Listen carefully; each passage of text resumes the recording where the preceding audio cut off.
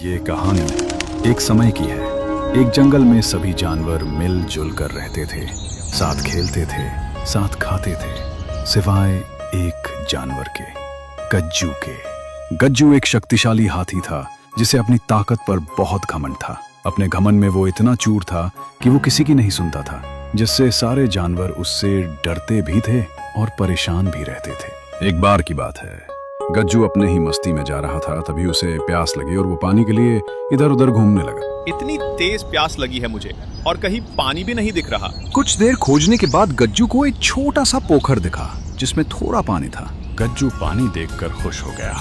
मिल गया पानी।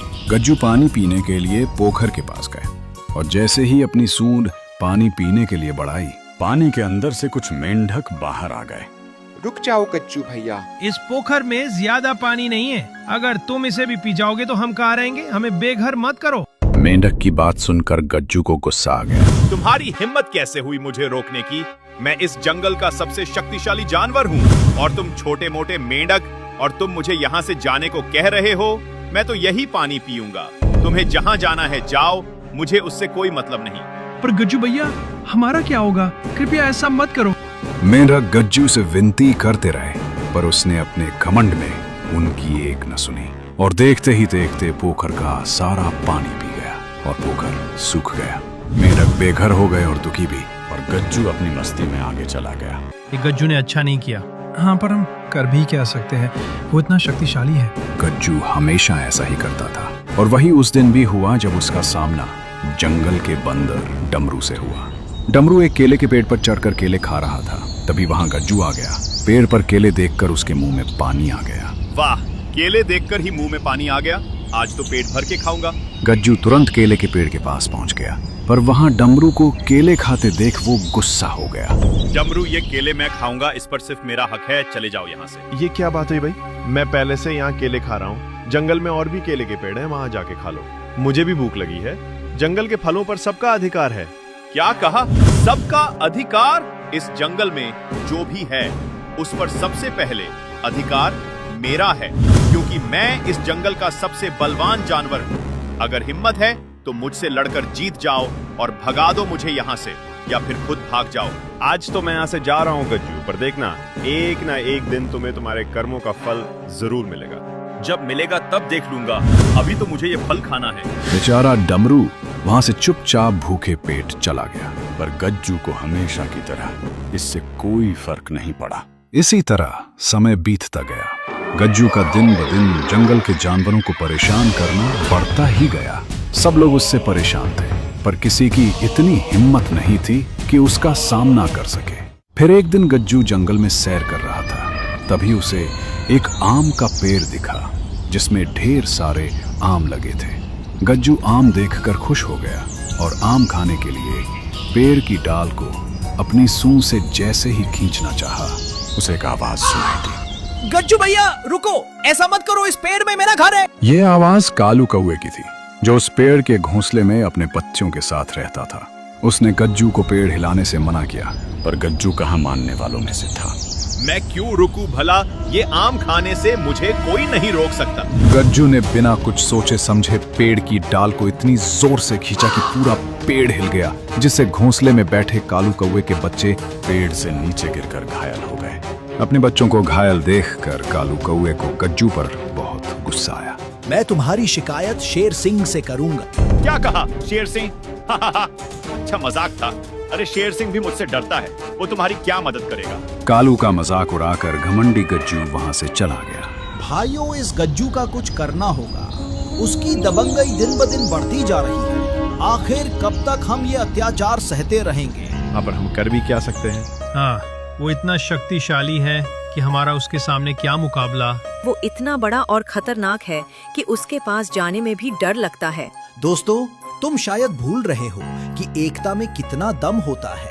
अरे एक लकड़ी को तो कोई भी तोड़ सकता है, पर जब लकड़ियों का गुच्छा हो तो उसे तोड़ना आसान नहीं होता। भूल गए? बात तो सही है, पर हम उसे मजा चखाएंगे कैसे? मेरे पास एक प्लान है, पर उसके लिए हमें सबको मिलकर एक साथ काम करना होगा। कालू कौवे की बात से सब सहमत हो गए। कालू ने अपना प्लान सबको बताया, जिससे गज्जू के घमंड को तोड़कर उसे सबक सिखाया जा सके। सब लोग चुपचाप गज्जू का इंतजार उसी जगह कर रहे थे जहां वो रोज खाना खाने के बाद आराम करने आता था। तभी रानी मधुमक्खी वहां उड़ते हुए आई और बोली, गज्जू इधर ही आ रहा है।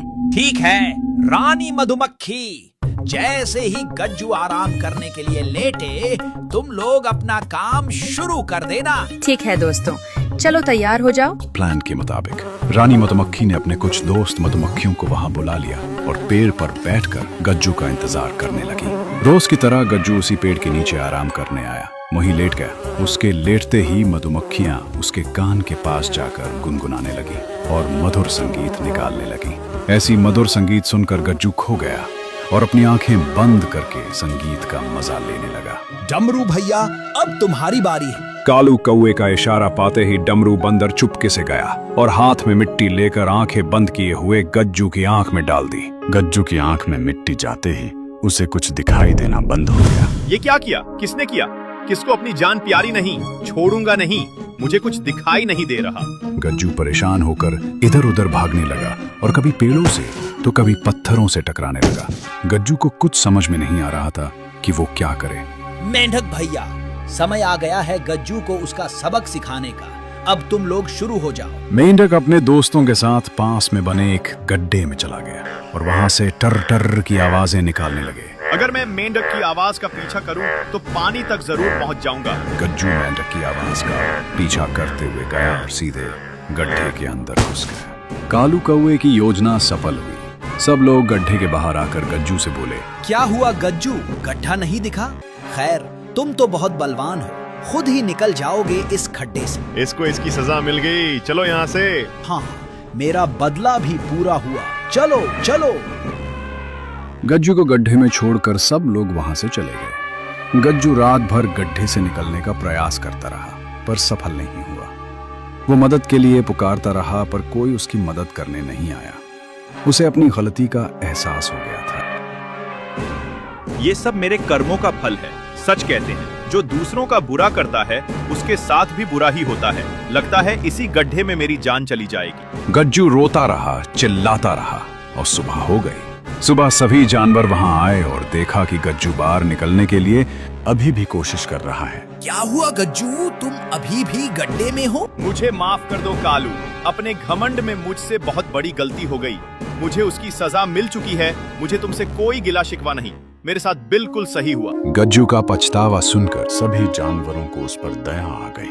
लगता है गज्जू को अपना सबक मिल गया है, हमें इसकी मदद करनी चाहिए। आखिर है तो ये हमारे जंगल का एक सदस्य ही।